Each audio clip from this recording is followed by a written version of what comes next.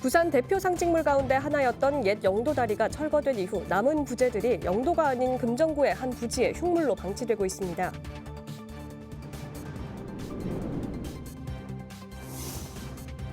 부산 앞바다를 한눈에 볼 수 있는 전망으로 이름난 서구 천마산 게스트하우스가 문을 열었습니다.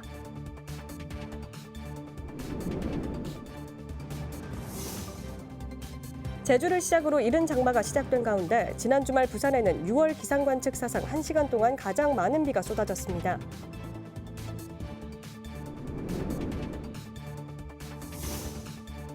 서구의회가 제285회 정례회를 열고 오는 23일까지 19건의 조례 동의안과 2회 추경 예산을 심의합니다.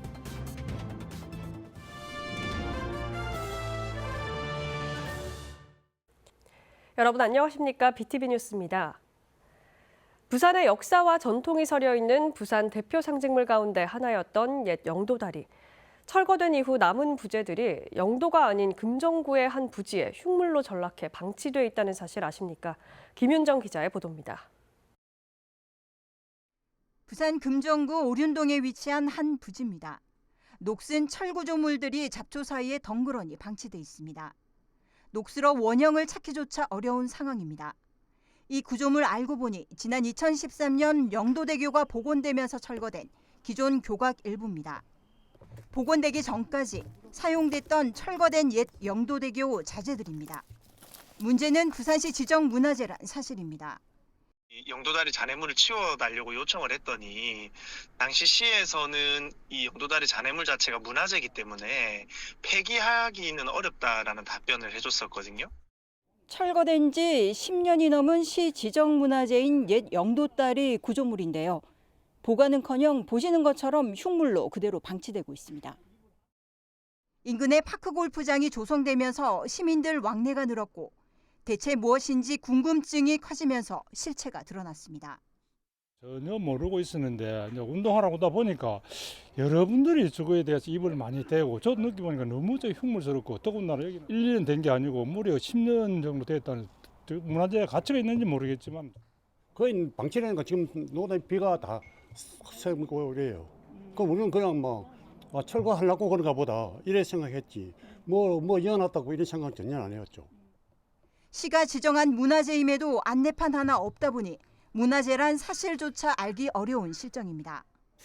차라리 관리를 잘 하면서 일반 시민들이 보고 알 수 있도록 안내문이라도 한 개 씌워놓는 게 안 좋겠습니까? 또 영도다리가 드는데 그걸 기념을 해서 사진도 촬영하고 옛날에 그런 기억이 납니다. 예, 그 다리의 철거물이 여기 고철로 그냥 방치되고 있다 하는 건 조금 문제가 있는 것 같아요. 이대로 두는 게 맞느냐는 지적이 나오는 이유입니다. 부산시는 활용 방안 검토 중이라고 밝혔지만 명확한 계획은 아직 없습니다. 시간이 지날수록 훼손만 심해지는 상황. 문화재인지 폐기물인지 시민들의 의문도 더 커지고 있습니다. BTV 뉴스 김윤정입니다. 부산 앞바다를 한눈에 바라볼 수 있는 전망으로 이름난 서구 천마산 삼복도로에 게스트하우스가 문을 열었습니다. 아미초장 도시재생 사업의 일환으로 건립됐는데 기존에 있던 에코하우스도 리모델링을 마치고 재개관해 관광객들의 호응이 기대됩니다. 보도에 김석진 기자입니다. 지난 12일 서구 초장동의 천마산 게스트하우스가 문을 열었습니다. 천마산 게스트하우스는 지상 4층 3개동으로 연 면적은 500여 제곱미터입니다. 게스트하우스 동은 모두 7개의 객실이 있고 나머지 미니주택 2동은 단독주택형으로 일반에 분양됐습니다. 게스트하우스 시설로는 공용 주방과 세탁실이 있고 향후 일반 음식점이 들어설 예정입니다. 서구는 천마산 게스트하우스가 일반 숙박시설은 물론 의료관광 서비스를 위한 거점 시설로 활용되길 기대하고 있습니다. 우리 마을을 찾는 탐방객은 물론이고 그다음에 저희들이 가장 중점적으로 생각하는 게 지금 저희 서구는 의료관광 특구 사업을 열심히 지금 추진을 하고 있습니다. 거기에 걸맞게 지금 외국인 의료 환자라든지 아니면은 의료와 관계된 많은 의료 관계자분들이 여기 오셔가지고 천마산 게스트하우스의 가장 큰 특징은 부산 원도심과 앞바다가 한눈에 펼쳐지는 뛰어난 전망입니다. 또 바로 인근의 부산항 전망대와 아미동 비성문화마을 그리고 사구 감천문화마을도 있어 연계 관광이 가능합니다. 이런 이유로 인근의 대학병원도 서구청과 협약을 맺고 게스트하우스를 적극 활용키로 했습니다. 외국인 의료 환자라든지 이런 보호자분들 이런 숙소로 잘 활용을 하고 그리고 외국에서 많은 분들이 지금 연수 의사들이 오고 계십니다. 그래서 그분들이 숙소로서 활용을 하게 될 것 같습니다. 이날 천마산 에코하우스도 재개관했습니다. 에코하우스는 펜션형 숙박시설로 친환경 주택체험관과 커뮤니티동으로 구성되어 있는데 지난 10년간 약 4만 명이 이용한 것으로 나타났습니다. 한편 게스트하우스와 카페는 다음 달부터 문을 열고 마을 기업이 운영합니다. BTV 뉴스 김석진입니다. 제주를 시작으로 이른 장마가 시작된 가운데 지난 주말 부산에는 6월 기상관측 사상 1시간 동안 가장 많은 비가 쏟아졌습니다. 부산 지역은 19일까지 맑은 날씨가 이어지다가 20일부터 다시 비 소식이 예보돼 있습니다. 박재한 기자입니다. 지난 14일 새벽 1시 호우경보가 발령된 부산은 같은 날 오후 1시를 기해 호우특보가 모두 해제됐습니다. 14일 하루 동안 부산 전역에는 평균 166mm의 비가 쏟아졌습니다. 지난 14일 새벽 1시경 부산 중구에는 61mm의 비가 내려 역대 6월 시간당 강수량 1위를 기록했습니다. 종전 6월 1시간 강수량 1위 기록은 1971년 6월 26일 기록된 50.1mm였습니다. 열대 수증기가 북태평양 고기압을 따라 다량으로 유입되었고 지형 효과까지 더해지면서 비구름대가 강하게 발달했습니다. 앞서 제주에서는 지난 12일 예년보다 일주일 빠른 장마가 시작되면서 올해 장마가 평년보다 길어질 가능성이 높게 점쳐지고 있습니다. 부산 지역은 20일부터 비 소식이 있지만 정체 전선의 영향 유무에 달려 있어 장마 시작 시점은 아직 유동적입니다. 17일부터 18일까지는 대체로 맑은 날씨를 보이겠고요. 19일에 차차 흐려져 20일부터 22일까지 비 예보가 있는데요. 우리나라 주변 기압계 변화에 따라 예보 변동 가능성이 있으니 최신의 기상 정보를 확인하시기 바랍니다. 한편 기상청은 지난 14일에 있었던 집중호우의 경우 호우 긴급재난문자 발송 기준의 80% 수준을 충족해 발송되지 못했다고 설명했습니다. 호우 긴급재난문자 발송 기준은 1시간 강수량 50mm, 3시간 평균 90mm를 동시에 충족하거나 1시간 강수량 72mm입니다. BTV 뉴스 박찬입니다. 앞으로 장마의 태풍까지 재난을 걱정하는 시기가 시작됐습니다. 특히 취약한 빈집이나 재개발 지역 상황은 어떤지 권정숙 기자가 둘러봤습니다. 곰팡이 쓰고 곳곳이 젖은 집안. 천장은 무너질 듯 부풀어 올랐고 벽 곳곳은 금이 갔습니다. 그 사이로 담쟁이 넝쿨이 벽을 뚫고 들어와 집안에서 자랍니다. 이곳은 부산 영도의 한 재개발 구역.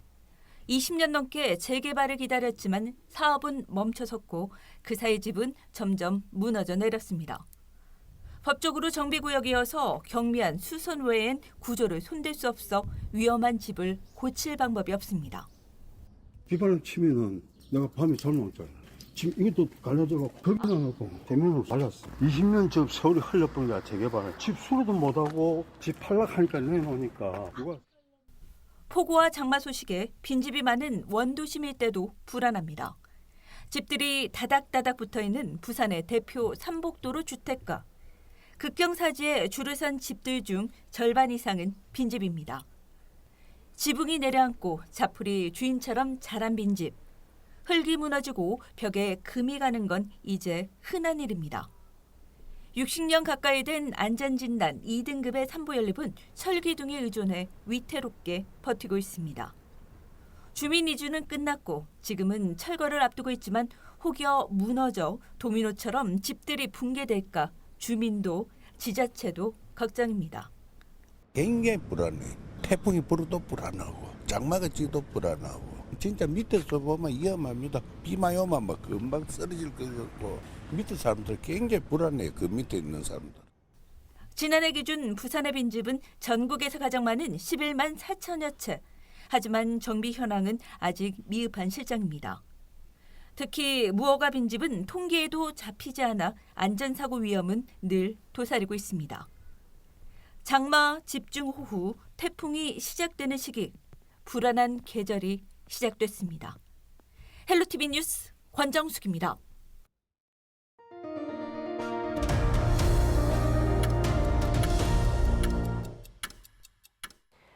부산시체육회가 부산에서 전국 최초로 체육국이 출범한 것을 기념하고 오는 10월 부산에서 개최될 전국체전의 성공 개최를 기원하는 행사를 지난 13일 부산시 체육회관에서 열었습니다. 이날 행사에는 부산시장과 시체육회장, 전국체전 참가 선수 등 300여 명이 참석해 부산체육의 새로운 도약을 바라고 제106회 전국체전의 성공적 개최를 기원하는 퍼포먼스 등을 벌였습니다.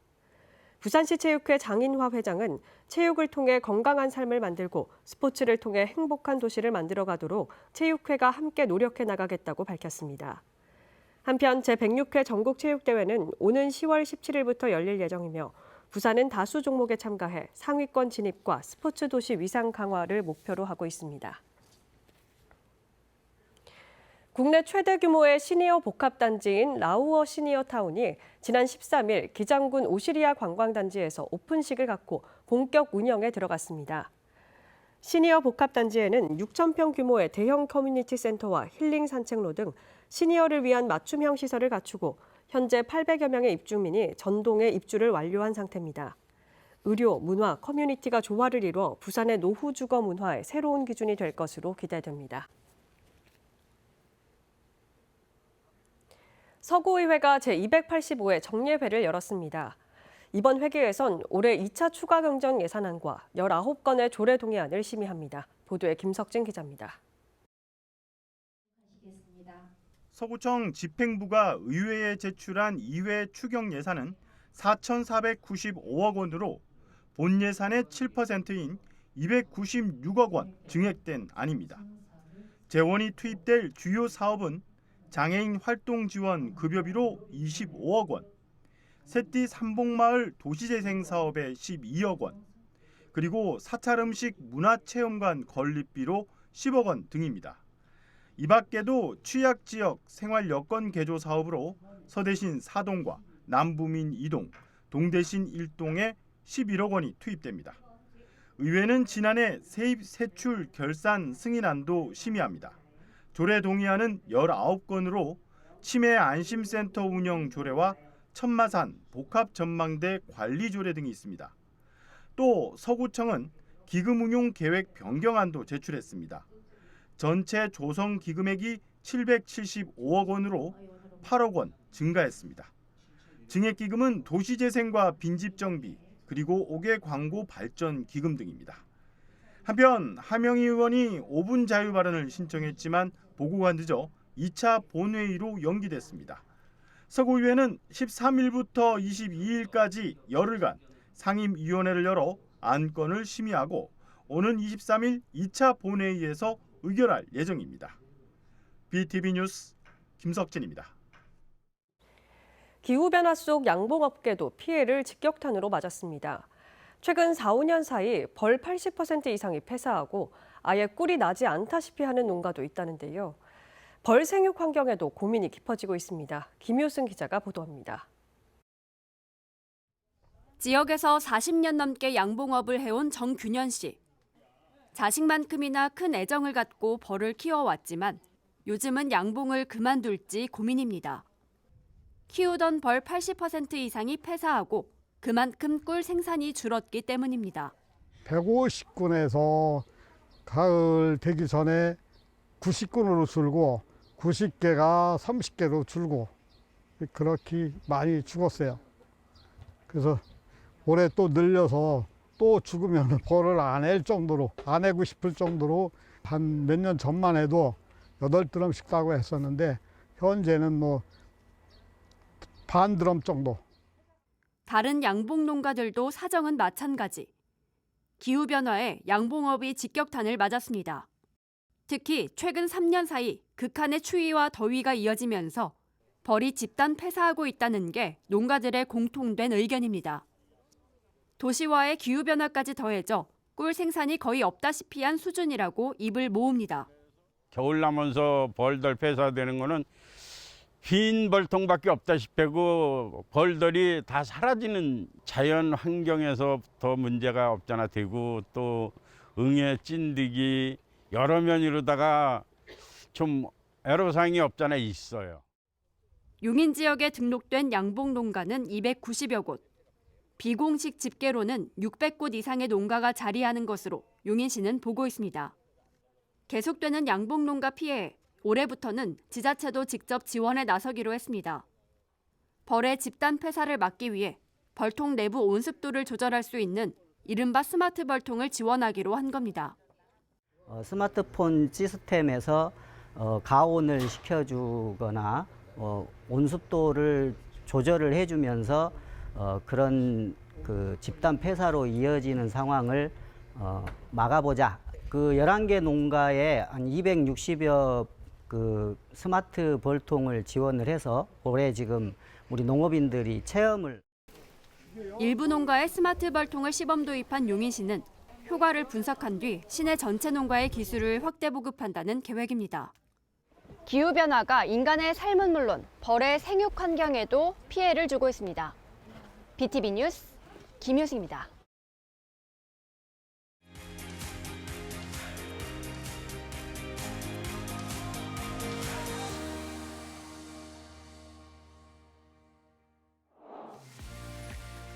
부산 남천동의 별명, 바로 빵천동입니다. 골목골목 수십 곳의 빵집이 들어서 있기 때문인데요. 그 중에서도 특별한 빵을 찾아 한 베이커리를 찾았습니다.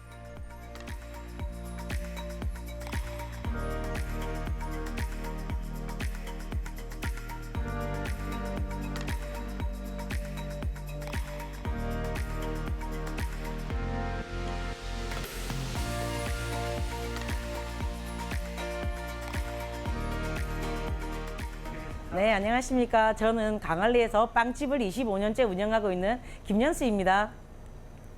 저희 빵집은 정통 베이커리라서 정말 도너츠, 팥빵에서부터 홀케이크까지 종류가 한 300가지 종류 됩니다. 밀가루빵은 이제 부드러움이 제일 강점이라고 그러면 저희 쌀빵은 이 쫀득함과 식감이 그게 제일 강점입니다. 저희들은 1% 밀가루도 사용하지 않고 100% 다 쌀로만 빵을 만들기 때문에 현대인들이 찾는 트렌드에 제일 잘 맞는 빵이고요. 또 성인병이 있으신 분들도 저희 가게를 많이 찾으십니다. 25년 전에는 이 쌀빵이라는 게 거의 알려지지 않은 부류 중에 한 부류였는데 제가 서울에 올라가서 그 미분을 가지고 와서 정말 진짜 많은 실패도 있었는데 하루하루가 다르게 진짜 엄청나게 많이 버리면서 했었거든요. 근데 저희 어머님이 또 밀가루를 못 드셨는데 저희 어머님이 시식을 정말 많이 하셨어요. 100% 쌀로 만든 빵은 밀가루를 소화하기 힘든 어린아이와 노인, 그리고 밀가루 알레르기가 있는 사람들에겐 담비 같은 존재입니다.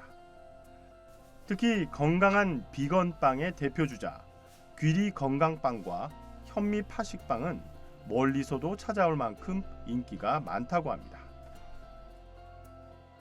현미 파식빵은 저희가 직접 팥소를 만들어서 그 직접 끓여서 안에 여러 가지 재료를 넣어서 팥소를 만들고 있습니다. 소비자들한테 건강한 빵을 제공하기 위해서 우리나라에서 나오는 가장 좋은 재료 그리고 저희 국산 재료 그런 것만 고집하고 직접 만들고 있습니다. 대형 베이커리와의 경쟁에서 밀리지 않고 오랫동안 한 자리를 지킬 수 있었던 비결. 바로 빵에 담긴 진심을 알아봐준 단골 손님들 덕입니다. 저희는 25년째 제가 운영을 하고 있는데 지금 25년째 단골 손님들이 거의 50% 이상이 넘으십니다. 그러니까 신규 고객님들도 계시지만 기본 고객님들이 50%대가 넘는다는 것은 제가 이거 운영하면서 제일 뿌듯하게 생각하고 있는 부분 중에 한 부분이라고 생각합니다. 밀가루가 소화가 안 되는 분들도 많으시고, 그러니까 저처럼 다이어트 하느라 밀가루를 안 먹는 게 좋은 사람도 많잖아요. 근데 저도 몰랐었는데 여기 있는 빵이 밀가루가 들어간 게 단 하나도 없다고 하시더라고요. 근데도 뭐 일반 쌀로 만든 빵집 보면은 뭐 식빵이나 되게 단순한 빵들밖에 없는 데가 많아요. 근데 뭐 크림 든 것도 있고 달달한 것도 있고 되게 일반 그냥 밀가루라 생각하고 먹을 수 있는 빵이 많거든요. 그래서 뭐 선택할 수 있는 것도 많고 하니까 실제로 맛도 그냥 밀가루 들어간 거랑 똑같아요. 좀 더 쫄깃쫄깃한 거고. 그래서 더 많이 사는 것 같아요. 빵천동의 터줏대감으로 자리매김해온 지난 25년. 믿고 찾아오신 손님들을 위해 건강하고 맛 좋은 빵을 연구해온 김현수 대표님의 꿈은 무엇일까요? 저는 늘 말씀드리지만 저는 진짜 사람이 제일 재산이라고 생각을 하거든요. 25년 동안 오시는 단골 손님들, 그리고 저랑 같이 손 맞춰서 일하고 있는 직원들, 이 모든 게 제일 큰 재산이고 다 같이 웃으면서 일할 수 있는 빵집을 만드는 게 제일 앞으로 목표입니다.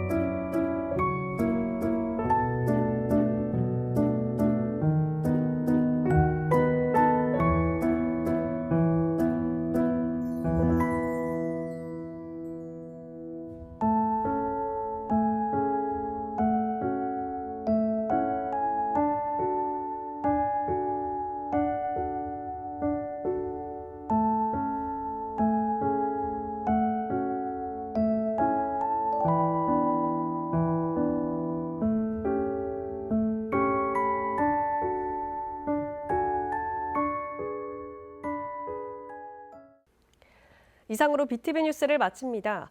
오늘 전해드린 소식은 유튜브 채널과 뉴스 홈페이지에서 다시 보실 수 있습니다. 시청자에게 힘이 되는 뉴스로 다시 찾아뵙겠습니다. 고맙습니다. 채널 BTV